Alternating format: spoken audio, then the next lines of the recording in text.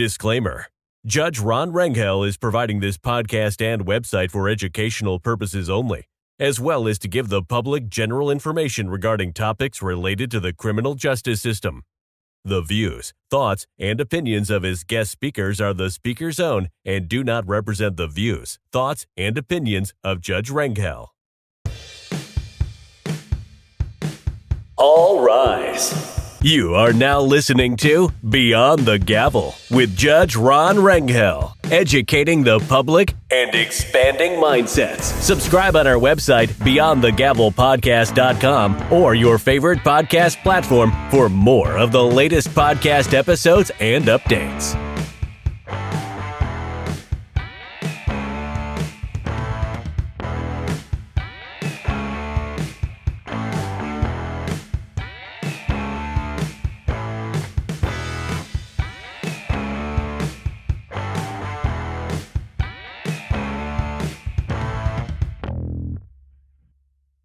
Welcome to Beyond the Gavel with Judge Ron Rangel. I am your host. We got a special treat for you today in the studio. I'm actually looking forward to this conversation. This is not the typical Beyond the Gavel interview related to lawyers or related to folks that work specifically in the system. This is an individual that is becoming an integral part of the criminal justice system. I'll explain why. Her name is Cynthia Happy McNeely Buttles. Now, Happy has a twin sister named CeCe Knight. Both of them were born in the military as military brats in Oklahoma City Tinker Air Force Base. They are the baby twins and the last of three sets of twins born to Anna J.J. and James A. Hodge. Now, while traveling the world with her family and ending up at Lackland Air Force Base in San Antonio, thankfully, as a teenager, she would always find a way to go onto the base to the canine units and watch the trainers work with the dogs. She loved it so much that she was able to work with her mom in training the dog in some of the neighborhood as well. Now, her mother would invite her to work at a nonprofit event, which always lifted Happy up. So after the passing of her mother in 2009, she turned to her dogs to get her through the pain of the loss, and from that point on, had dedicated her time to get her dogs more involved into the public sphere and to know everything possible in working with therapy dogs. Welcome, Happy. Thank you. Thank you, Judge, for having me. It is a pleasure having you. You know, we've talked about you being on here for quite a while. Oh, yes. I've known you for a long time. Yes, it's been a long time. I mean, I can't even remember when, but yeah, it's been a lot of years. Well, so I remember this. I remember, and this isn't the first time I met you, but I remember you were specifically involved with the Zulus. Correct. The Zulus run the Taste of New Orleans in San Antonio during Fiesta. In my opinion, and I don't want to get into any trouble, but in my opinion, they have the best food in all of Fiesta. Well, that's a good thing. Yes. And thankfully, you recognize the value of a good food judge. And you asked some folks to get out there and be a food judge at the Taste of New Orleans. I was one of those individuals, and my stomach has been happy ever since. That is now the one event I have to go to. You know, that's a joy to know that I'm able to get different people in the community, including yourself, as one of my favorite food judges that, you know, are kind of like connoisseurs of different flavors. You know it. And the Taste of New Orleans style, right? Yes. Is that what it is? The Taste of New Orleans. A Taste of New Orleans. Yeah. Now, you told me you had some connection to New Orleans at some point. Yes, actually, my father's side of the family, they are Creole. So that means that it's a combination of the black and the white coming together and being a part of it. So yes, I am part French as well. Very nice. You have been in the courtrooms for a while with your therapy dogs. And when you first approached me to do it, I thought it was a fabulous idea. Tell me a little bit about what it is that you do in the courtroom with your dogs. Well, I first want to, if it's okay, take the opportunity to introduce this gorgeous young lady. My counterpart, Miss Coco Chanel, she's actually the first dog in the state of Texas that has been married by a judge. Mm-hmm. So that was a couple of years ago. And you also partake in their nuptials or their barktuals here in San Antonio. with her husband, Ray II. I got to walk her husband down the aisle. It was a very exciting moment. A big event. It was a very big event. It was my first nonprofit fundraiser that I did solely by myself. Yeah. So with the encouragement of people that I love dearly, like Constable Cat Brown, yes. Lucy Agame Clark, yes, yourself, Judge Rosie Speedland Gonzalez, who was the officiant. Wedding officiant, correct. It was just amazing to have so many people that are part of the court system to be out there to celebrate with them, including the Spurs Coyote. Yes. It was just so much fun. Every now and then I come across one of those photographs. It was a great time. it was. So what gave you the idea to have these beautiful dogs? Now, first of all, they're both poodle. They're standard poodle. And is that what you focus on? Yes, they're the easiest, with the fact that that's one brain, one mind, and one breed. It's easier to deal with a poodle because they are hypoallergenic. They're relaxed. They're easy animals, and you don't have to work with another breed. Yeah. It's just easier to train. Our family dog, when my kids were growing up, was a poodle. Oh, they're the best, aren't they? They are. They are the best. I do agree. Now, he was a miniature poodle. His name was Angus, and for a while he had a little brother named Malcolm. Angus and Malcolm, yes. Although they were in reverse, right? Because in real life, Malcolm was older than Angus. But my kids took up my love for AC/DC, and so that's the end result of those dogs. So they're standard poodles, right? And all poodles come from standard poodles. But yes, they're standard poodles, and to actually work as hard as I have to learn about different dogs, the breeding and the training. That's what kind of helped me get into the therapy work of animals. You're good with animals? Oh, God, yes. I grew up knowing that they have this aura about them, like her growling as she's laying down, to want to be close to people and just bring them up and lift them up, You get the dogs. I do get the dogs. And then you train them. What is that process like? It depends on the animal itself. It's no different than people. When it comes to people and children, depending on what their personality's like, will depend on how fast they learn. Some dogs are really great at it, and some dogs kind of aren't. But with the standard poodle being so intelligent and so loving and loyal, it's pretty easy to kind of get them to understand what their training levels are. Well, I was telling you when you came in, right? I don't remember the last time I've seen you without having a dog with you, right? So, I know. It's been a while. That's part of the training, right? It is.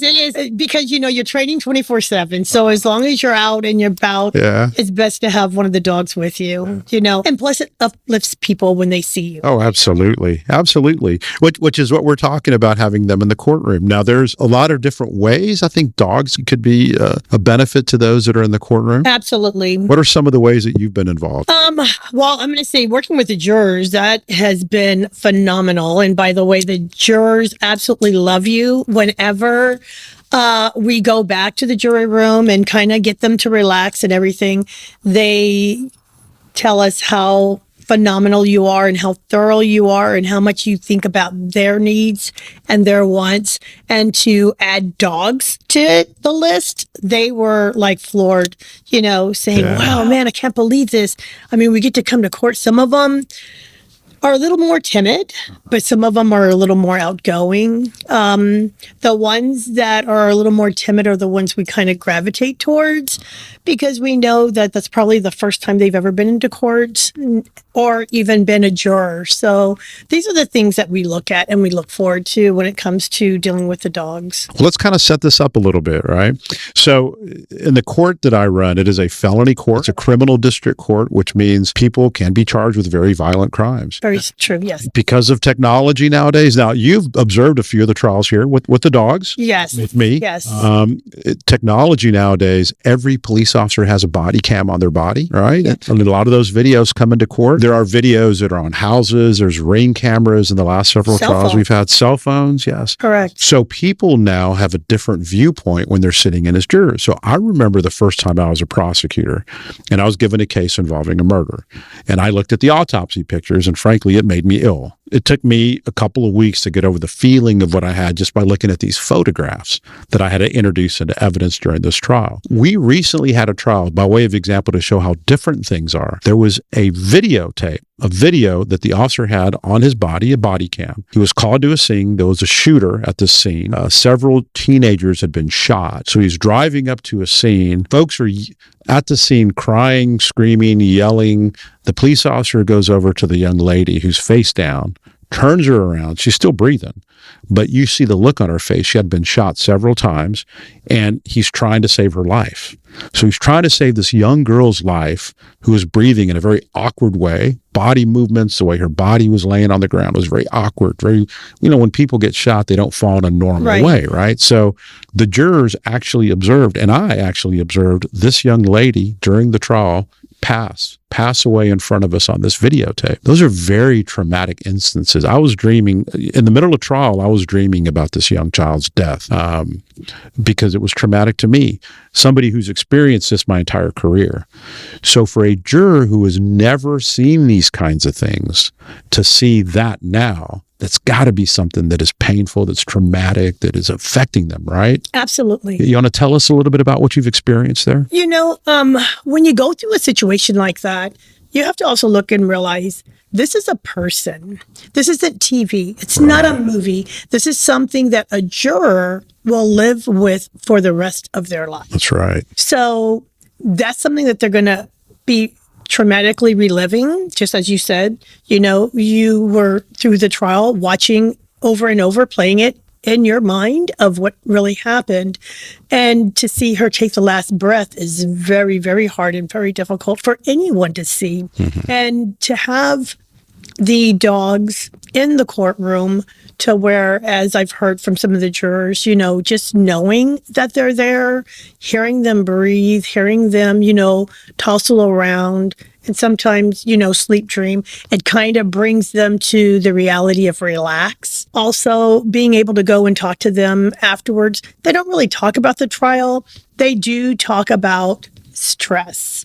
And the one case that we worked with that someone had died, and they found the body, for them to say, I'm just glad and grateful that you guys are here.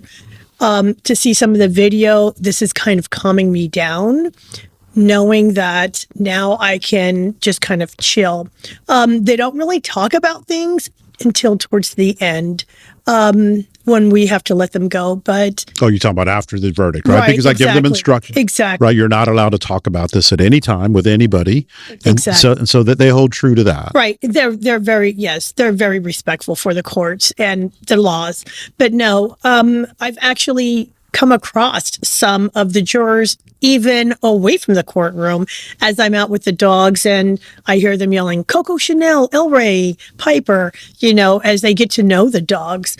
But to know that they are putting themselves in a position that is changing their lives forever, whether it is making a decision on someone's life, looking at all the trauma that happens when they see pictures and videos. I mean, even myself, I can't erase what I've already seen, but knowing that the dogs are there for comfort, it's beneficial. And you've not only been there available for jurors, but you've also been there for parties' families, victims' families, yes. and maybe even defendants' families, because generally speaking, when the defendant is on trial, there's another family that is going through tragedy, whoever it is that loves that person. So how has that come about in the courtroom for you and the dogs? Dealing with even the defense's family members, it's a big difference. Sometimes they're a little apprehensive because they don't know who we're there for, but we explain to them and let them know that we're here for you as well, because it's not one life that's being lost, it's several. Right. And so we know that dogs provide a lot of physical positive advantages as we go through life, right? We're talking about health-wise, they reduce stress. I read somewhere once, a long time ago, that having a dog, having a pet like a dog, especially a dog, it's something about dogs is different than a lot of other types of pets. It'll extend your life at least 5 years. Absolutely. That's exactly what I was going to say, right? Yes. They add to the happiness quotient. They have a lot to do with whether people feel joy, good for the blood cholesterol and the heart health and all that other kind of stuff. So is that something that you see in real time when you're dealing with these types of circumstances? Absolutely. One of the trials that I was at happened to be someone who was personally close to me. I knew the one person, but I didn't know the whole extended family. And then the sister of the victim, she was in the courtroom. She got very upset viewing some of the videos and the pictures that were coming across. She was so upset that she had gotten up out of the bench and ran out and ran into the female's bathroom. When I saw that, I realized that she really needed the dogs at that time. So I followed after with no commands from the dogs. I had Elray at the time. She was laying on the bathroom floor crying, weeping. It was very emotional. So then what he did was he just went up to her, lay down next to her. She put her arm around him and just bawled. And at that time, she really needed the support that he was giving her. And he just knew, he instinctively knew. And it just gave me just that much of more of a reward, knowing that I am at the right place at the right time. I introduced you a little bit in the beginning of this segment, talked a little bit about how it got started. I've known you for a long time, really through the community, right? Absolutely, yes. In my elected position, I've been out and about since 2007. So it's I'm coming up on 20 years in a couple of years here, where I've enjoyed getting out and meeting folks in the community and trying to see what sort of relief we could bring to people, bring joy to people's hearts. So you're in the same boat. That's how I met you. I met you through the political community type events that we attend, that we join, those organizations. So how is it that you got into this? How is it that you got into the idea of having therapy dogs and using them for something like the benefits we feel in the court system? Starting with my mom, keeping us involved with the community, working with people like even Marion Thompson, yes, who has her Blessed Angels. A good friend of mine. I'd love to bring her on the show. Marion, if you're out there, I'd love to bring you in. I started helping her. I was asked with the Zulus if I could help her, bring her up to a higher level so she could get more support and I remember you going to acknowledgement, right? So we would get together and kind of make sure that we were there to have City of San Antonio know that she was out there. She has built herself so large that she's above me now, but I'm still glad and grateful that I was there for her for the beginning to get her going. She's doing very well. Once in a while, I go out there and I see her with that bingo, and everything that she's doing for the elder folks in our community is wonderful. Absolutely. Yeah. And also working with like the Special Olympics, with the Jimenez family. My mom helped start them. She also used to work with Henry B. Gonzalez and a few other people back in the day.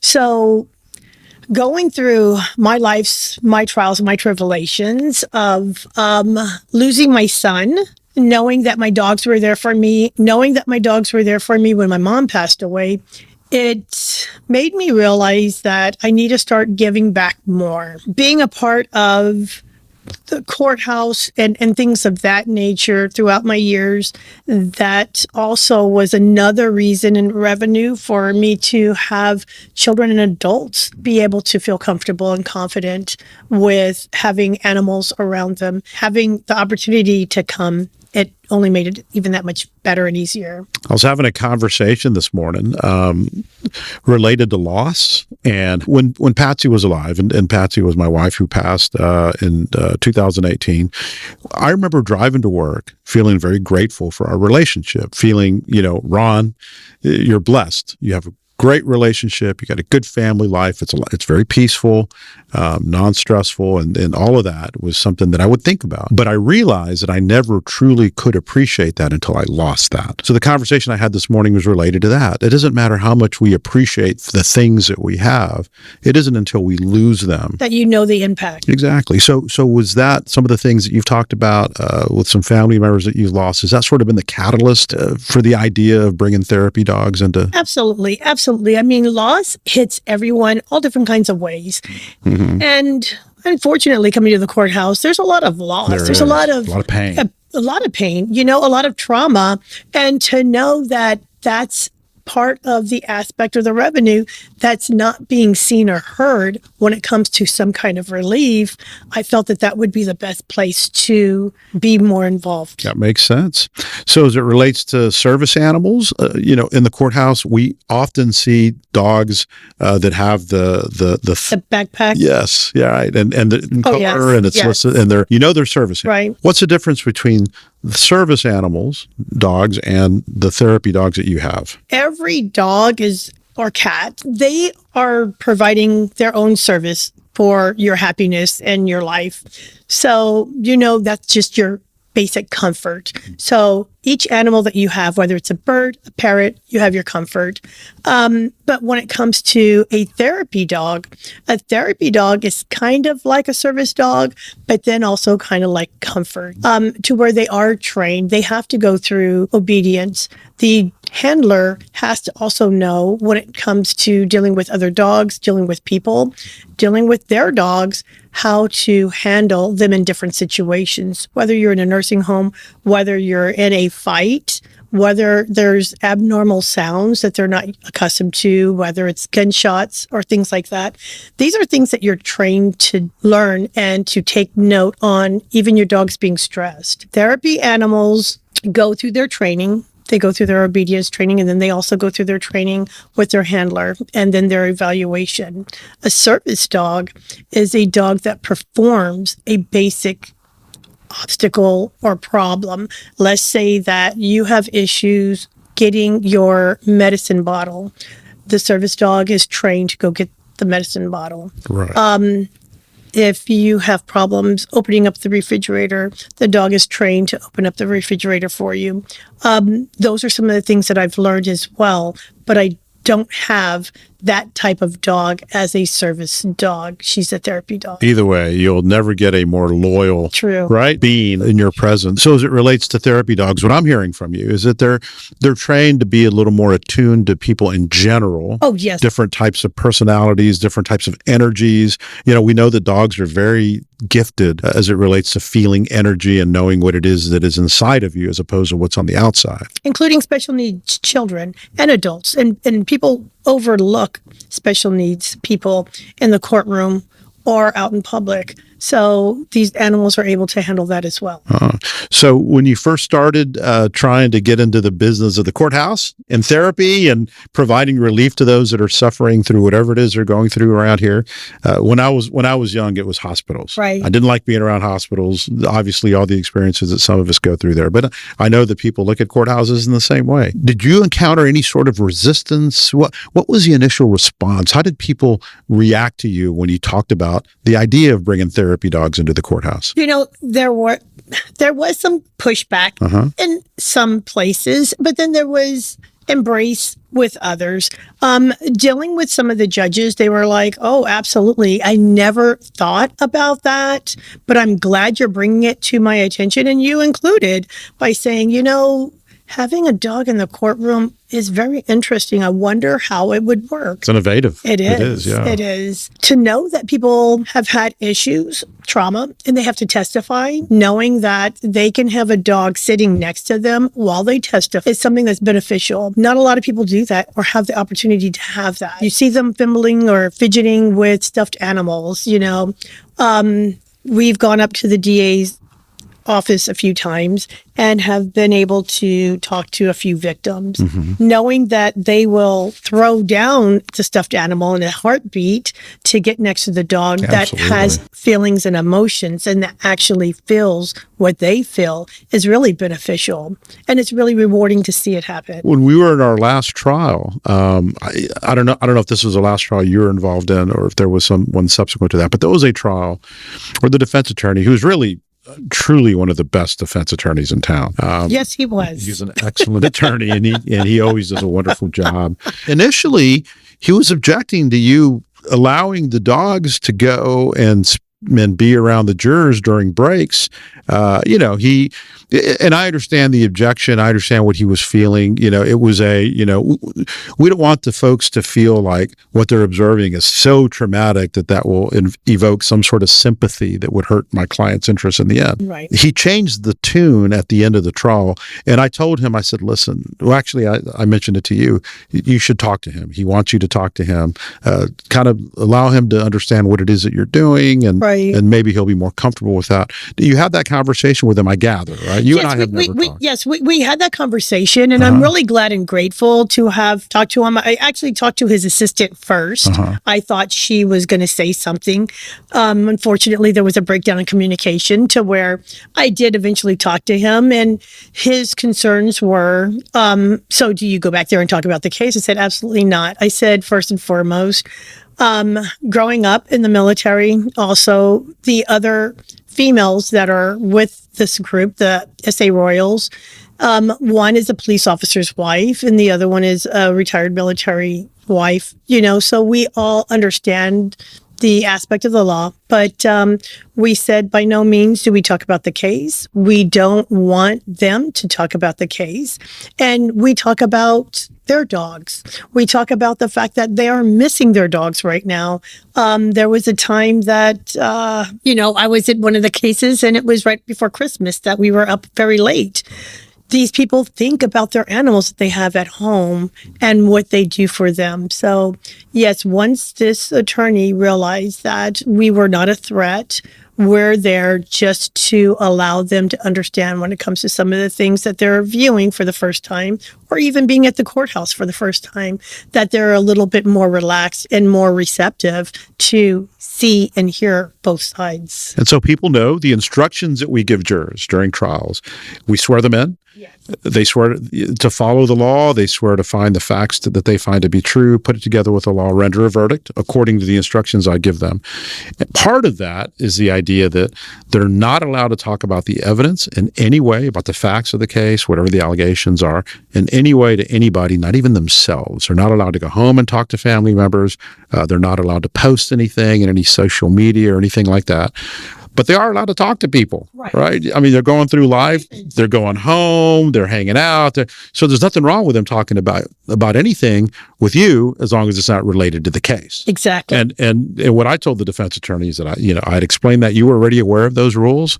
And the issue then becomes, when the jury is unable to talk to anybody outside of the jury room is when they begin their deliberation. Exactly.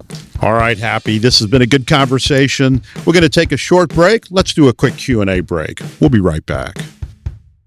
This is Q&A with Judge Ron Rangel. Submit your question today at BeyondTheGavelPodcast.com. Welcome to the Q&A break. We have a question. What happens if a court reporter messes up the record? It's a very good question. Now, for folks that don't know, every trial court in the state of Texas, trial court meaning in the courthouse, county court at law, which handles Class B and Class A misdemeanors, and the felony courts, referred to as district courts, have court reporters. The court reporters keep an official record of every single thing that's being said within that case and in that court. That official record is the only thing that an appellate court would have the ability to review if there has to be some sort of an appeal that comes out of that. And in reviewing that, sometimes they look at things and they say, there could be an issue here. So what happens if something is wrong or inaccurate? A district court, like myself, or a county court at law, trial court judges, and an appellate court can actually order a court reporter to file an amended reporter's record, which basically is telling the court reporter there's something that needs to be changed if they believe that that has to be the case. I don't think it's all that common. If they think that there is something lacking or something missing, then they can order a supplemental reporter's record, which can be done. Most court reporters don't have to do them. I don't know of any that have done too many of them, but generally speaking, we've had situations where somebody can say, I remember X being on the record, and then the court reporter will file the court reporter's record, say that's not really the case. Folks need to know that they do keep a recording of everything that's being said in the courtroom to make sure that they can go over the record before they file it and to make sure it's accurate. Nobody actually has a right to review that unless it's ordered by a court that's basically used for a court reporter's own notes, and the court reporters are very accurate in how they write things. There have been times when I heard something one way, I looked at it, it came out a little bit differently, and then I had the benefit or the advantage of listening to the recording, and it is always exactly as the court reporter states. That's an excellent question. Court reporters' records are an integral part of the system. Court reporters are necessary. If you remember, I interviewed the court reporter here in the 379th, Mary Ross, who has a beautiful singing voice. I think episode 4, 3, one of those early episodes. She did me the favor of coming on and added a lot of character to Beyond the Gavel. Thank you, Mary, for doing that. And thank you, listeners, for sending in your questions. Keep those questions coming. We love answering them. Head over to beyondthegavelpodcast.com to send in any questions that you might have. Now let's get back into the show. This is Q&A with Judge Ron Rangel. Submit your question today at beyondthegavelpodcast.com. Welcome back to the show. I'm here talking to Happy Buttles. Thank you. Yes. Something just struck me. About 8:15 every morning, once everybody has kind of come in that has been summoned, right? We summon something like 1,200 folks a day. Right. 600 plus actually show up. We actually summon something like 1,500 folks a day to get a yield of about 600 folks coming in every morning for every jury that needs to be had within the county and the city, because we do send some of our jurors over to the city of San Antonio. Your presence down there would probably be fantastic. You know, we had an opportunity, actually more than once, to be able to see the jurors early in the morning. After you had your speech and you talked to all the jurors, letting them know what part of the process was. Right. You introduced myself and a couple of the other therapy dogs. We were able to walk the jury room and they were ecstatic. They really enjoyed being able to be around the dogs and know while they were waiting, there was something that was positive that they could be a part of. That's great to hear. Because, when they come in, generally speaking, they get summoned. And I always tell the jurors, I know you looked at the name that's on the summons and you cursed at it, right? Because you have to go through all this extreme time giveaway and everything else that relates to being on the jury, coming in with all the busy things that we have to do in our lifestyles nowadays. To come in, for some people, they look at it in a negative way. But as a result of that, sometimes they come in and they treat the folks in the jury room pretty negatively. And I've been witness to that. And I have to tell them, hey, these are truly professionals. They're great at what they do. They really are servants of the people. We got to show them some respect. So there is a level of energy downstairs before anything gets started that sometimes is not the best. Right. But then ignorance is bliss. A lot of people, they never had to go through this. So they really don't know what the challenges are once they get up to whatever floor, or how long they're standing out in the hallway, or what they're having to deal with while they're waiting to go in. Walking the halls when we take our breaks to let the dogs go and relieve themselves. The jurors are like, oh my goodness, can I pet? And we're like, yes, absolutely, please. And like, this is the best thing. Thank you for making my day better. Hearing those things is very rewarding, and the dogs love it. They truly do love it. Their reward is being petted, being hugged, being loved by the people. It's better to give them that than the treats. Helping the courtauce become a happier place. Exactly. Well, speaking of that, right?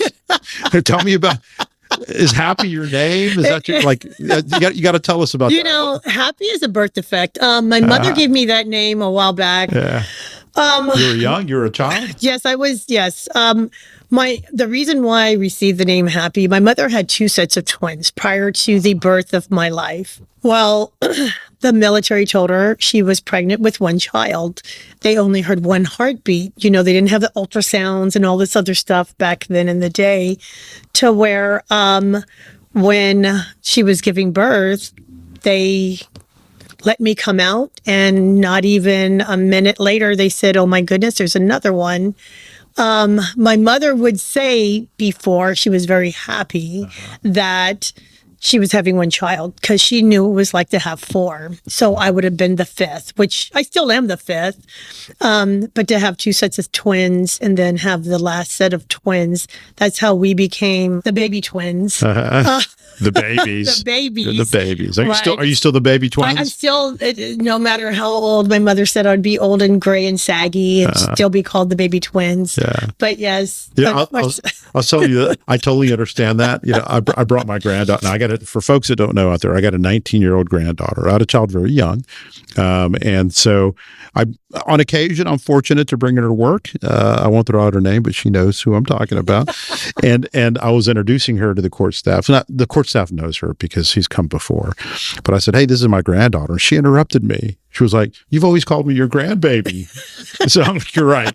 You are my grandbaby." So you have to keep it going. You know, once you start, that's a tradition. You have to continue. And that's what happened with you. Yes. Okay, so your other baby twin is named what? Cece, yes. Okay. Cece. So Cece and Happy. Cece and Happy, yes. I guess it's Cece because she had to see twice to make sure she had a second child. Yeah, But yes, I'm 5 minutes older, so it's important. That's very important when you're a twin to state that you're older than your twin. 3 sets of twins. Yeah. Something in that water in the military. I tell you, I don't know if it's the water or the bases, but yes, being able to travel the world was fun. All right, so let's talk a little bit about the bunch that you got, right? You got some dogs, you got a cadre of dogs. First time I saw you had a couple. And then it seems like over the times that I see you, as time passes, you're introducing more and more dogs. You know, I have to say, first and foremost, if it wasn't for COVID, I wouldn't have the dogs that I have. I call them COVID puppies. Over the time, I have decided to take in dogs. People will call me. They reach out to me through my dog's Instagram or Facebook. Let me know that there's a dog that is in need for a new home. I will go and check and evaluate them. So with that, I have to see if this is possibly a dog that I can hopefully train and find a new home. 9 times out of 10, it's the 10 that I will be taking a dog home with me after evaluation. And from there, I start training them and putting them through the same process of what I've done with my own dogs. How many dogs do you have total? I own 4. 4? And then there's some other ladies that have come in with you? Yes, actually. You want to give us her name? Yes, Sabrina. She is the one that actually purchased 2 of my puppies. I'm also a licensed breeder, so I do breed standard poodles. I've stopped since I've been getting COVID dogs, but she already purchased 2 dogs. Then she adopted one of my rescues that was a military family, and she has Blue, and he's the one that comes up to the courthouse. He's a brown standard poodle. And then we have Miss Linda Kirsch. She has Piper, who is Coco Chanel's granddaughter, and Coco's son, who we own, is the father, and then Star is also another dog, which is a Labradoodle that we own, and those are her parents. And Coco Chanel's here in the studio with us. Yes, Coco Chanel's right here. Yeah. She's pretty comfortable over there on the carpet in the corner. So you do a really, really good job with the dogs. I got to tell you, you are an excellent trainer. Thank you. What is it that makes this particular group of dogs that you have well suited for therapy work, especially therapy work in the courtroom when you have so much emotion? The benefit with a standard poodle, first and foremost, they're hypoallergenic. They don't shed. They have hair just like people. They don't have coats. So when you comb them out, they're combed out. They're smart. One of the top 3 breeds in AKC and in the world to be the smartest dogs. They learn, they're loyal, they're very good. And just the fact that who doesn't want to have a giant teddy bear that's alive to hug onto? I mean, people, we hear they're lambs, they're teddy bears, they're just adorable. Can I touch them? And then once they touch them, they're like, oh my goodness, this is soft like cotton candy. I'm like, yes, that doesn't stick. Yeah. So, those are some of the different things that we hear when it comes to the dogs. Thinking about the different folks you come across in a courtroom and in the courthouse, how are they with jurors and courtroom staff and witnesses? Is there something that they take with them as well? You know, they have a higher step, a lot of pride. The dogs kind of know, like right now, she knows that you had treats on your desk, so she's expecting more. But they have a different umph to their step when they're out there, and they know that they're getting the attention, and they know exactly which way they're going. So if we're on the second floor, they know which courtroom we're going to go into.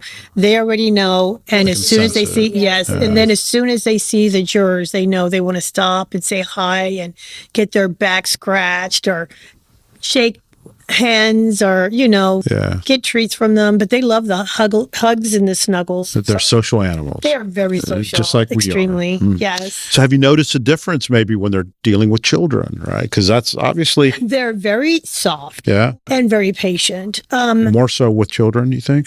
I would say elderly, children, and special needs. Oh. They've been around all of them. And it helps because it keeps them active in the diversity of what the community is all about. Wow, that's interesting. So you know that courtrooms, and you've been inside courtrooms through the course of your work, courtrooms can be a powder keg. There are times, and I've been interviewed in the media where I've described that feeling of there's any little spark is going to ignite this huge wave of emotion. It happened to me just a couple of days ago. I pronounced a sentence on an individual charged with murder, and the courtroom just kind of exploded with energy. The dogs in that kind of environment, I guess, would be a benefit. And how they sense it, and that's why they're more beneficial. I mean, because that is an emotional feeling. It's no different than kind of like a hand grenade blowing up, to have all this and know that there's a soft cushion to catch them is what benefits the court. And it also applies to the judges and the DAs. You have to think about whether they win or lose. This is a lot that's going on. And for it to have a final finale, it's sometimes overwhelming. High stakes. Yes, very, very. Life and death. Exactly. Yeah. So have you observed any specific shifts? Have you ever been in a situation where the energy is in a certain way that you could tell that there's a little bit of spark in the air, and then the dogs coming in just totally cause a difference in how? I say I can walk into a courtroom and I can feel the fog. Yeah. Or the tension. And once the awareness of the dogs coming in and just taking presence, it's so much calmer.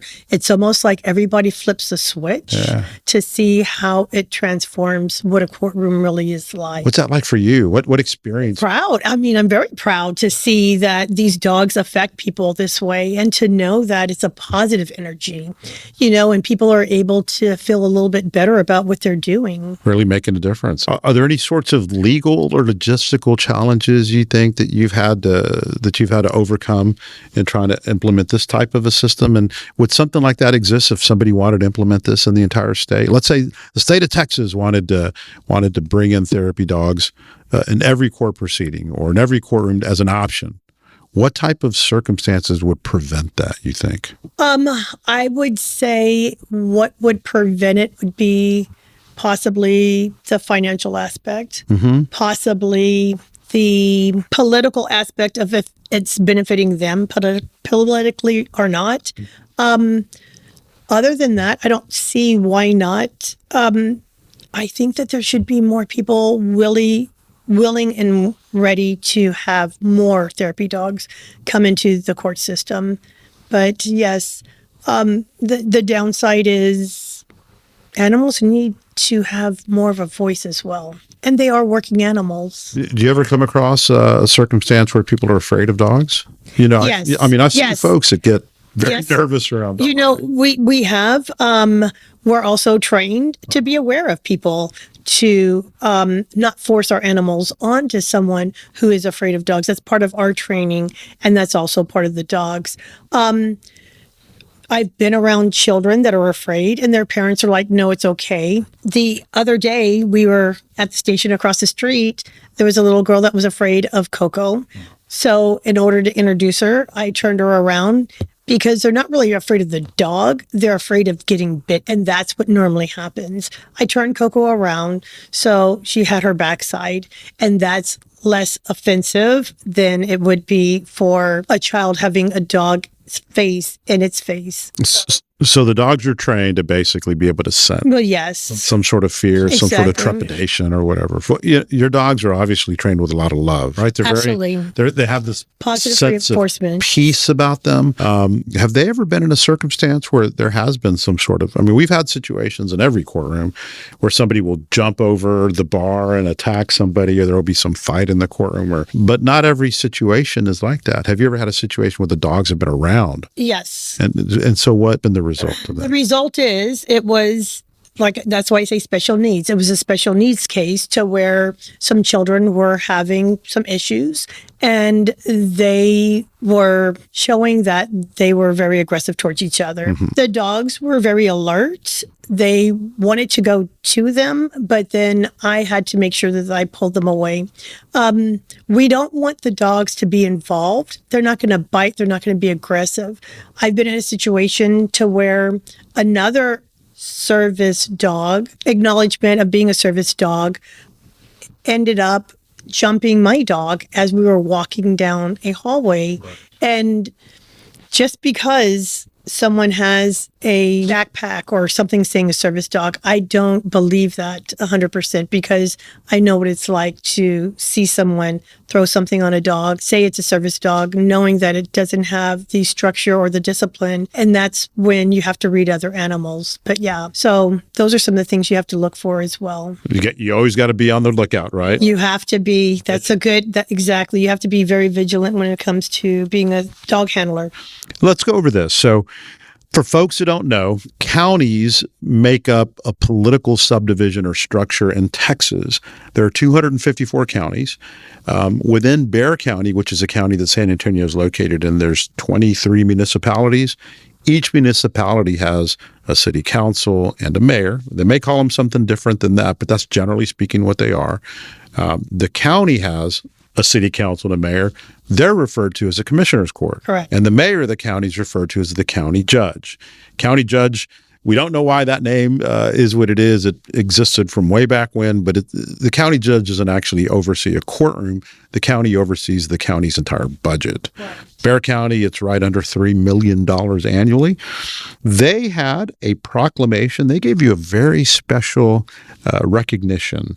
And I have the proclamation that I'm looking at now, and I'll just read the first paragraph. And it talks about the marriage, the nuptials. The nuptials of the children. That's right. That you blessed me with the opportunity to be a part of. Thank you very much. It was really a fabulous day. I'll never forget that day. But I'll read it. Whereas Cynthia Happy Buttles, a visionary advocate and the founder and CEO of the SA Royals and SA Royals therapy team, has spent her life bringing comfort, healing, and community through her groundbreaking work with therapy animals. And then it goes on, including establishing the first therapy dogs in Texas to be married by the Honorable Judge Rosie Speedland Gonzalez. And then it talks about how your organization has impacted Bexar County residents through therapy programs for victims, jurors, and staff at the Justice Center. It talks about how you've been a survivor of various types of illnesses, including cancers, and the time that you've devoted, well over 23 years with the San Antonio Zulus, over 20 years with the San Antonio Blues Society, 25 years advocating for causes like Special Olympics, Alzheimer's Association, and the Susan G. Komen for the Cure, how tirelessly you've worked with feeding the homeless along your godmother, Alice Harper of Ma Harper's Creole Kitchen, one of the best restaurants in San Antonio, I must say. Remember, I am a gifted judge. Yes, you are. And it goes on and on. But they gave you this recognition February the 4th, 2025. You just got it, signed by members of the Commissioner's Court. What was that like? That was beyond. Tommy Calvert wanted to make sure that he acknowledged me and recognized me with some of the things that I've done in the That's Commissioner? Yes, Commissioner. Yes. Tommy Calvert.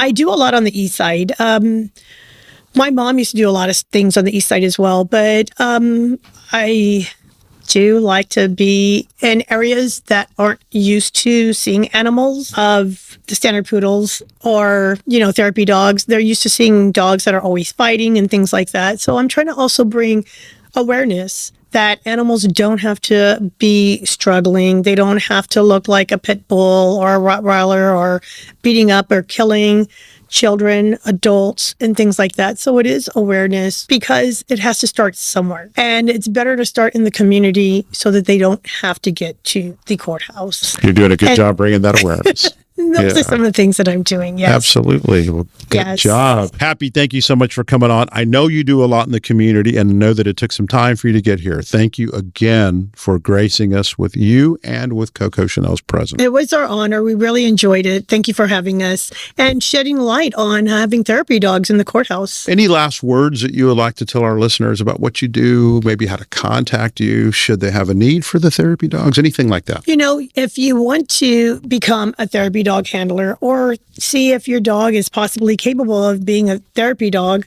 you can always reach me at Happy Buttles, HappyButtles @gmail.com, and send me a line or something. Let me know that you want me to evaluate a dog, or if I can have a friend come out and evaluate the dog for you. We would love to have you come on board. Well, your mother aptly named you. She did a good job. I think it fits. I've really enjoyed this conversation. Thank you so much. You make it easy for me. Yeah, definitely. You know, I have to say also with a final thought, life is too short. It's important to embrace this world, embrace positive things, and make sure that you surround yourself with positive people and like-minded as well. Hug a dog, hug a friend, hug each other. Have a good day. Show people you love them. Exactly. Well said. Thank you. Well said. Well spoken. Thanks for being here. We've reached the end of this episode. Thank you so much for listening. Don't forget to subscribe and keep sending in those questions. We do enjoy answering them. Remember that you can now text the show by clicking Text the Judge to send in your insights, reviews, and your questions. I'll make sure to mention them during the break. We'll be back in 2 weeks. You've been listening to Beyond the Gavel with Judge Ron Rangel. Join us in the next 2 weeks where we are educating the public and expanding mindsets. Head to our website, beyondthegavelpodcast.com, or your favorite podcast platform to subscribe to the latest episodes and updates.